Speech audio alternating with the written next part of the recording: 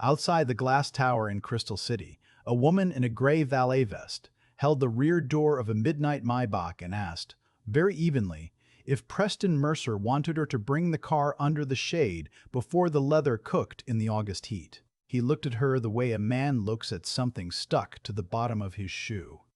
"Don't touch the car with those hands," he said. "I can see the grease from here. You people put your prints on everything. This sedan's worth more than your apartment, your block, and whatever line you crawled out of to get the job." A few of the suits behind him laughed, the soft, cowardly laugh people use when they want credit for being on the winning side. A young analyst lifted her phone to film it. The second doorman found something fascinating about his own shoes. 11 people stood close enough to hear, and not one of them said a word. Preston Mercer lowered himself into the Maybach. The woman in the gray vest leaned toward the open door, and she said one word. Just one. 2 soft syllables, no louder than someone naming a town they'd left a long time ago. Mercer's hand stopped on the door handle. The color drained out of his face like somebody had pulled a plug in his chest. In about 6 minutes, every person smirking on that curb was going to wish to God she'd never opened her mouth. Not because of what she'd say next, but because of what she already knew. Yeah, I read it back twice myself. I'm Reid, and on this channel I go looking for the things people spent a fortune keeping off the record.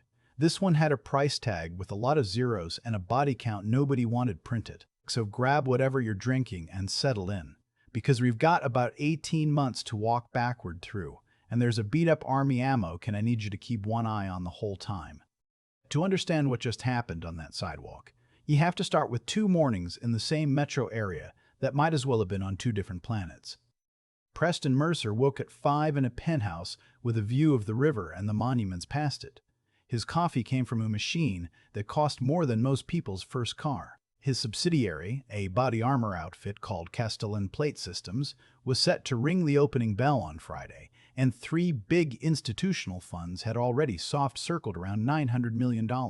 There was a recompete on an Army contract sitting right behind it, a contract that turned the IPO from a good week into a generational one. The framed magazine cover over his bathroom sink called him the most trusted name in protective gear in America. He believed it. He'd paid enough to make it true.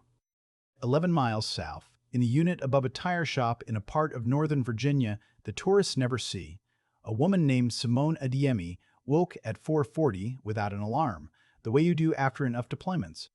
She lay still for a second and listened to her niece breathing in the next room. Nia was 7. Nia had been Simone since the morning 18 months back when 2 officers in dress uniforms knocked on a door in another state and a whole family rearranged itself around a hole. Simone got up quiet. She folded the laundry she'd left on the chair. She made the kind of breakfast you make when the grocery money has to last. Eggs, the good ones saved for the kid. Toast for herself. She laced up boots that were not the boots she used to wear. The army boots were in the closet now. These were the cheap ones from the surplus store because the valet job had a dress code, and the dress code didn't care that she'd spent 6 years patching boys back together in places with no road signs. She'd been a combat medic. 2 tours. After the second one, they pulled her onto a casualty investigation cell for a year, the unglamorous job of figuring out, after the worst had already happened, exactly how a soldier had died, which round, which angle, which piece of gear did or did not do what the label promised. That year was where the trouble started, though she didn't know it yet. That year was where she'd knelt over more than one young soldier whose chest plate had not held the way a chest plate is supposed to hold. Plates that cracked like a dinner dish when the spec sheet swore they wouldn't. She kept those memories folded up small. She was good at folding things small. The Army teaches you that whether you ask it to or not. Her brother, Marcus Adeyemi, taught her the rest. Marcus was 3 years older. After their mother passed, and their father just sort of evaporated, it was Marcus and their grandmother Cora who raised her, which mostly meant Marcus, because Cora works nights cleaning offices and slept the days she could. Marcus enlisted at 18 and went the hardest road in the force, the one where you walk toward the thing everyone else runs from. Explosive ordnance disposal. He spent his career taking apart the worst day of somebody's life, wire by wire, and he had a way of explaining it to a little sister that didn't scare her. When Simone was small, Marcus told her bedtime stories. Not dragons. He told her about a forge town called Halvern, where 3 blacksmiths made armor for the king's men. 2 of the smiths were honest. The third one figured out that cracked steel and good steel look exactly the same once you stamp the right maker's mark on them. And he could sell twice as fast if nobody checked the seam. "Where's the king's inspector, Marcus?" little Simone would ask half asleep, and her brother would say, "Bought, baby. The inspector's always the first thing they buy." And he'd make her promise never to say the word Halvern out loud, because in the story it was a cursed town, and saying it summoned the cracked steel smith. She promised. She kept it. Kids keep promises better than grown-ups give them credit for. She didn't think about that story for years. Not when Marcus came home from his last tour, quieter than he'd left. Not when he started keeping a green-field notebook in his pocket and wouldn't let her read it. Not when he told her, careful, that he'd found something at work and was taking it up the chain, the right way. Not when the chain turned on him instead. When the same army that gave him a chest full of ribbons suddenly decided he had a personality disorder, gave him an other than honorable discharge, and stripped his benefits in a single afternoon. Not when he called her at 2 in the morning to say, "If anything ever happens to me, the bottom of the can, you'll know." And not 3 weeks later when a state trooper called to say Marcus had run his truck off a rural road at night. Single vehicle, no other cars involved, case closed. The obituary the local paper ran was 4 lines long and got his rank wrong. The ammo-can showed up at her place a week after the funeral, shipped from his last duty station with the rest of his things. A Department of Defense label and a sticker that said, "Personal Effects." It was an old 50 cal can, olive drab, dented, the kind you'd buy at any surplus counter. Marcus had taught her how to seat the latch when she was 9. He had a thing about it. "Knock twice before you trust the lid," he'd say. Once to wake it, once to mean it. She'd thought it was just one of his rituals. It wasn't. The can had a false floor he built himself, a thin steel plate that lifted with a finger hole drilled in the corner, and under it was the green notebook, his dog tags, and a fragment of a ceramic armor plate the size of a playing card, charred on one edge, with a maker's mark stamped near the break. The notebook was where the bedtime story stopped being a bedtime story. She read it for a month before she understood it, and then she read it for a year, understanding it. Marcus had documented recovered armor plates from incidents downrange, lot numbers, batch stamps, failure photographs, the works. He'd traced the certifications. Castellan's plates were supposed to be tested by an independent lab to prove they could stop what they claimed to stop. The independent lab existed on paper. On paper, it was accredited and arm's length and clean. In reality, it was owned 3 corporate layers deep by Castellan's own parent company, and the failing lots got walked through it like a kid copying off his own answer key. Marcus had a name for the scheme, written in block letters on the inside cover, because he recognized it the second he saw the lab's parent entity in a filing, the cracked steel smith, the cursed town. Halvern. Now, here's the part where most people would have gone one of 2 directions. Door 1, take it to a lawyer, get buried in a decade of motions, die of old age. Door 2, do something loud and stupid and end up the story instead of telling it. Simone Adeyemi was a trained soldier with 2 combat tours and a body that knew 11 different ways to make a man on a sidewalk regret his morning. She could have made it physical. Lord knows the temptation was sitting right there in a $40,000 suit. She didn't pick either door. She picked the slow one, the patient one, the one that takes 18 months and almost nobody has the stomach for. Watch what she did instead. She started at a public library of all places. The branch near her apartment had a reference librarian named Lorraine Webb, 62 years old, reading glasses on a chain. The kind of woman who has read every obituary in the county for 30 years and remembers the short ones. Lorraine had clipped Marcus's 4-line obit because it bothered her that a man with that many years of service got fewer words than the church bake sale below him. When Simone walked up to the desk and asked, a little embarrassed, whether the library had a way to look up government contracts and company filings, Lorraine did not ask why a woman in a valet vest needed the SEC's database. She just showed her. She showed her how to read a prospectus. She showed her what a footnote was for, which is to say, she showed her where companies hide the bodies. She printed the entire Castellan offering document without a word, 400 pages, and let Simone sit at the long table in the empty afternoon room and work through it with a pencil. It was on page 41, in footnote 6, that Simone found the phrase independent accredited certification attached to the lab. She traced the ownership, the way her brother's notebook taught her to, 3 entities deep, and found that the third one had quietly changed its registered name twice in the same fiscal year the Army's auditors were due. She sat in the children's section of a public library and whispered the word her brother told her, never to say, just to hear what it sounded like out in the world. Lorraine Webb, shelving a cart 20 feet away, heard it. Lorraine Webb pretended she hadn't. She'd read the obituary. She figured she owed the dead man the rest of the answer. And you'll want to remember that line because she says it again at the very end, and it lands different the second time. The reporter came next. Marcus's notebook had a name in it, a woman named Joan Brennan at a paper that still did real investigative work, and a note in his handwriting that said she owed him from Ramadi, and that you go to a reporter, never a lawyer, because lawyers can be bought and reporters can't be unprinted. Simone walked into the lobby of that newspaper one Tuesday with the fragment of cracked plate in her jacket pocket and asked the front desk if there was a Joan Brennan there, because her brother said Joan owed him. A woman in a leather jacket came down, took one look at the plate fragment on the table, and sat down very slowly. They met every other week for 8 months after that, at a diner that did all-day breakfast, Joan with her notebook, Simone with photocopies. Marcus had named a few other people in his pages too. A parts clerk, a quality engineer who'd been pushed out, a retired sergeant major who'd kept his own copies. Joan found 3 of them. Each one filled in another seam. By the time August came around, Simone Adeyemi had taken a valet job at the base of Castellan's own headquarters 14 months earlier and held it the whole time. Polite and forgettable, learning the rhythm of the building, the schedule of the man on the magazine cover, the morning his security detail would be 1 car short.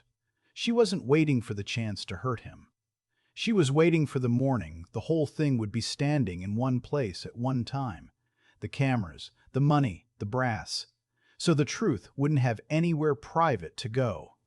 That morning was the morning of the IPO roadshow, the morning the investors came to the building, the morning Preston Mercer's chauffeur called in sick, and Mercer, who never drove himself, walked out to the curb alone with 3 unguarded minutes and a Maybach and a mouth he'd never once in his life had to keep shut. He saw the valet. He registered the gray vest, the cheap boots, the dark skin, the steady eyes, and he filed her under nothing, the way he filed everyone under nothing. Then she asked, polite as church, about pulling the car into the shade. And he said the 3 things. The hands. The you people. The line about the block she crawled out of. She didn't flinch. She didn't raise her voice. She crouched down by the open door. Slow, the way you kneel next to a wounded man so you don't startle him, and she set the charred fragment of ceramic plate on the leather seat beside his hand. Page 41, Mr. Mercer, she said. Footnote 6. His head turned for the first time. Independent certification, she went on. It's not independent. You own the lab 3 doors down the hallway, and you walk your own failures through it. She tapped the fragment. My brother pulled this off a sergeant in Helmand province. The plate cracked at half the energy your spec sheet promised. The maker's mark traces to the same parent as your lab. Her voice stayed flat and even, a 4th grader reciting the multiplication tables. There were 3 forges, sir. 2 of them honest. The 3rd one stamped the master's mark on cracked steel and changed his name twice the year the inspectors came through. My brother told me that story when I was little. He thought I wasn't listening. Preston Mercer's mouth opened and shut. He looked, really looked, at the woman in the gray vest, and something in his face was starting to do math he didn't want the answer to. She stood up. She was steady on her feet, the way only certain people are steady. She leaned in toward his ear, didn't touch him, never touched him, and she said the word, Alvern. 2 soft syllables. His knuckles went white on the door. He forgot for 4 full seconds how to get out of his own car. The analyst with the phone stopped filming, not because anyone told her to, but because her thumb just slid off the screen. The men who'd laughed stopped laughing. The second doorman, an older man named Hollis Greer, who'd worn that uniform 11 years and was himself a veteran, took one step away from his post and did not step back. Mercer pulled his foot out of the Maybach. He stood up on the sidewalk, and when he spoke, his voice was somebody else's voice. "Who told you those things?" "My brother," Simone said. "When I was small, he thought I wasn't paying attention." A second car eased up behind the Maybach, a dented blue sedan, nothing fancy. A woman in a leather jacket got out with a recorder already running and a notebook in her other hand. Joan Brennan did not walk to Mercer. She walked to Simone and she stopped close, friendly the way you stand next to somebody you've shared 100 bad diner coffees with. "You good?" she asked quietly. Simone nodded once. Joan turned to Mercer, recorder up, voice clean and unhurried. "Mr. Mercer, would you like to comment on a certification entity called Halvern, currently described as an independent accredited laboratory on page 41, footnote 6 of the Castellan offering document? We have your brother's, we have the recovered plates and the lab's true ownership chain. We're prepared to walk through all of it." Preston Mercer looked at the reporter. He looked at the woman, who 2 minutes ago he'd told to crawl back where she came from. He looked at the cracked piece of his own product sitting on his cream leather seat. And he understood, in the time it takes a man to draw one breath, that the valet had not wandered up to him. The valet had been getting ready for him for 18 months, with a librarian, a reporter, a notebook full of his sins in a dead man's handwriting, and a patience nobody can fake. "I think," Mercer said very quietly, "I should make a phone call." He didn't move. "Let me stop you right there, because I need to make sure you caught it. This woman could break a man's arm in under a second. That's not me being dramatic. That's literally her job description for 6 years. And what did she bring to that sidewalk? A library printout, a piece of broken ceramic, and one word. No fists, no threats, just the slow, terrible arithmetic of somebody who decided the cleanest way to bury a man is to hand him a shovel and stand back. Bravery is loud. This is something quieter than bravery and a whole lot harder to do. Keep watching, because she's not even close to done." Mercer tried to recover. Men like Mercer have crawled out of worse rooms. That's the whole skill set. He pulled on the warm voice, the one for galas and ribbon cuttings. "Listen, why don't we step inside, my office, somewhere quiet, and sort this out like adults? I imagine your situation isn't easy. We can be very generous to a family that's been through something." "My brother's at Quantico National, sir," Simone said. "Section 60-something. I have to look at the map every time. You can be generous all you want. You can't be generous enough to put him back." Mercer's chief of staff appeared at the lobby doors, took in the Maybach idling, the reporter, his boss frozen on the curb, mouthed the word "you can't print," and did not come outside. From half a block down, an older woman in a church dress had started walking toward them, slow, unhurried, a handbag hooked over one arm. Cora Adiemi was 74. She'd buried a daughter and a grandson and worked 30 years on her knees scrubbing other people's floors, and she walked toward that tower the way you walk a distance. You've been waiting a year and a half to walk. She stopped beside Simone. She didn't look at Mercer at all. She put one hand flat on her granddaughter's back and she said, just loud enough for the recorder, "I'm proud of you, baby. Your brother's proud of you." Simone Adiemi, who hadn't cried at the funeral, who hadn't cried in 18 months of folding everything small, felt her jaw go tight. She didn't let it fall. She'd been saving those. She had somewhere better to spend them than a sidewalk in front of strangers. Behind the family, Hollis Greer took off his cap and held it in both hands. A second guard, a younger man named Curtis Mabry, who was supposed to have clocked out an hour ago, crossed from the staff door and stood on the other side of them with his radio clipped to his belt and switched off. 2 uniformed men, an old woman in a church dress, a former medic in a valet vest, and a piece of broken armor sitting on the seat of a $250,000 car. Mercer looked away. Nobody had given him permission to look at this, and for once in his life, he knew it. The investors came down because their 9:30 meeting hadn't started, and $900 million does not sit politely in a conference room. 3 of them stepped out onto the top step and stopped. a managing partner named Walt Hennessy, a chief investment officer named Priya Anand with a red folio under her arm, and a retired Army general named Frank Doyle, who sat on Castellan's board and had personally signed off on the gear, and who took one look at the cracked plate on that seat and went the specific shade of gray that men go when they realize their own name is attached to it. "Preston," Hennessy called out, too loud, too casual. "We're holding the room. Is this a photo thing?" Mercer tried to smile. It didn't work right. "Waltan, this young woman and I were just discussing a veterans outreach we've been." "I'm not outreach," Simone said. Not to Mercer, to Anand, because Marcus's notebook had taught her where the real decision sat. "I'm Sergeant Marcus Adeyemi's sister. He did failure analysis on your plates downrange. He found Halvern. He took it up the chain the right way, and they ran him out of the army for it, called him unstable, took his benefits, and then he died on an empty road at night. Single vehicle. Case closed." Page 41. Footnote 6. Priya Anand had already opened the prospectus on her phone. She scrolled. She read. Her face did not move at all, which is how you know it landed. Joan Brennan stepped in beside Simone, recorder steady. "Ms. Anand, your fund's own investment policy bars vehicles with undisclosed related party certification. We can show you the ownership chain in 20 minutes. On the record or off, your call." Anand lifted her eyes from the screen, looked at Mercer, and said one word, very softly, "Preston." General Doyle took a single step backward, away from the man whose board he'd graced, the way you step back from a fire that's about to find the gas line. "I think we reconvene this afternoon," Hennessy said. Then, looking at the recorder's little red light, "Or not." Anand was already telling her assistant to cancel everything. Hennessy was already typing 3 words to his compliance desk. Pause. Castellan allocation. It was 9:31 in the morning, and the IPO that was supposed to ring the bell on Friday had just died on a curb in front of a woman who never once raised her voice. Mercer knelt down.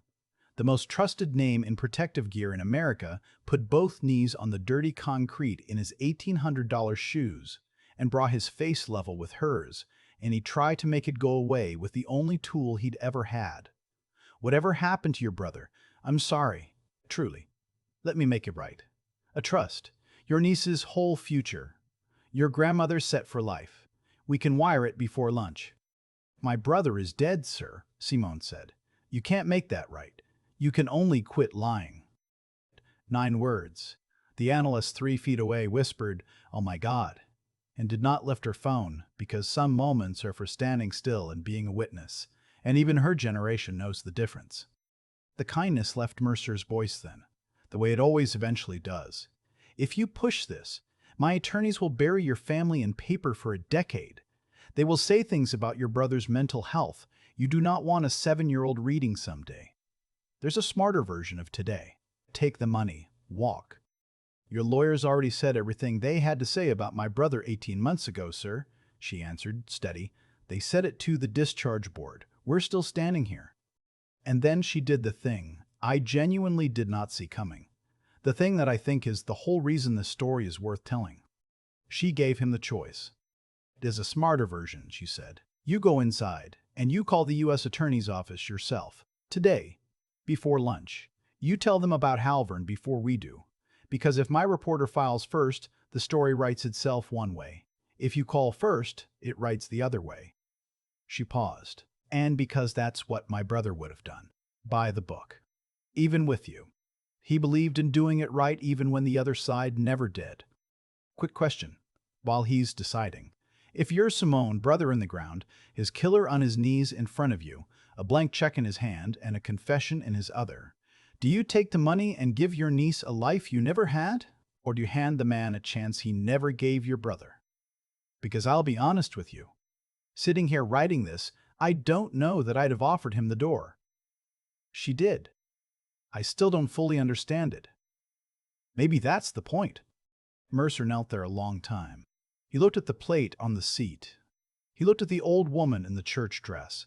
He looked at his own hand, which would not stop shaking. Then he stood up slow, walked past his chief of staff, past the frozen investors, past the doorman holding his cap, and went through the revolving doors of his own building.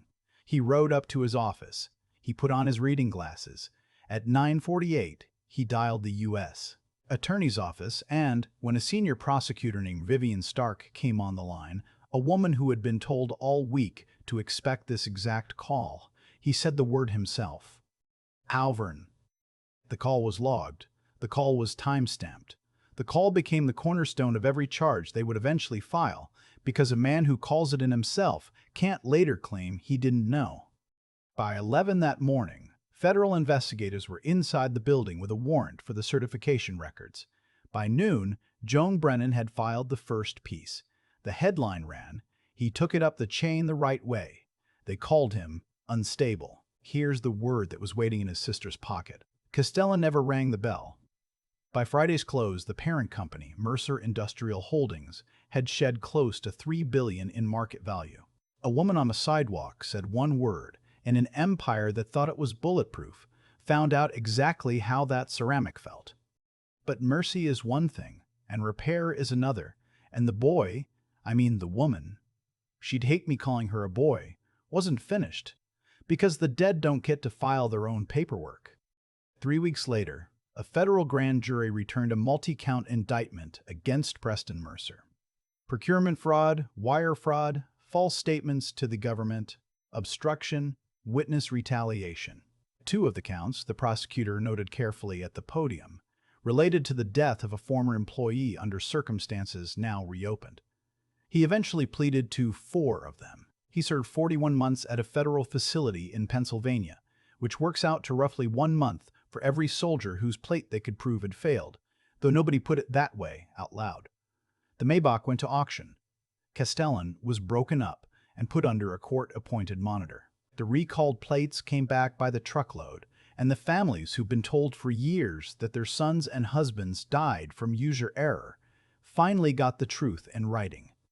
That part matters, so let me sit on it a second, because it's the part people always ask about. When Marcus got the bad discharge, it stripped his benefits. No survivor pay, no insurance. That's why his sister was parking cars instead of going to school on his death gratuity. There was no death gratuity because the Army had decided he was a problem, not a hero. And the families of the soldiers whose plates failed got the same treatment. Deaths ruled on the soldier, not the equipment, which conveniently means nobody owes anybody a dollar. That's how a system this big leaves real, working people with nothing. It isn't a plot hole. It's the actual machine. The whole point of Halfern was to make sure the bill never came due. The bill came due. A settlement fund was established for the families, and the first check went to a woman named Dawn in Clarksville, Tennessee, whose husband, a staff sergeant, had taken a hit his plate should have stopped. She used it to keep their house. Marcus Adeyemi's discharge was upgraded to honorable, his status corrected from personality disorder to protected disclosure. The change made in red ink by Vivian Stark herself, with a copy mailed to Cora's address and a single handwritten line at the bottom. "I'm sorry it took us so long." His death was reopened. Investigators found tire impressions that didn't belong, and a second vehicle that had pulled behind him at 1:58 in the morning and pulled off 2 minutes later, and a contractor took a plea to talk about it. A fellowship got set up at a state university, anonymous donor, Never Mercer, for veterans going into quality and safety engineering, the unglamorous job of catching the cracked steel before it ships.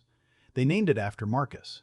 Lorraine Webb, the librarian, was asked to sit on the committee, and when a reporter asked her why she'd said yes, she gave one sentence. "A woman walked into my branch and asked me how to read a footnote. I'd already read her brother's obituary. I owed him the rest of the answer." Joan Brennan won a regional award that spring and said exactly one thing about the story in her speech: "I didn't break it. A medic read it to me out loud over bad coffee for 8 months." Hollis Greer got offered the security director job at the restructured firm and took it, and his first hire was Curtis Mabry, the kid who'd switched off his radio. Simona Day went back to being Mia's whole world. She enrolled in the engineering program the fellowship paid for.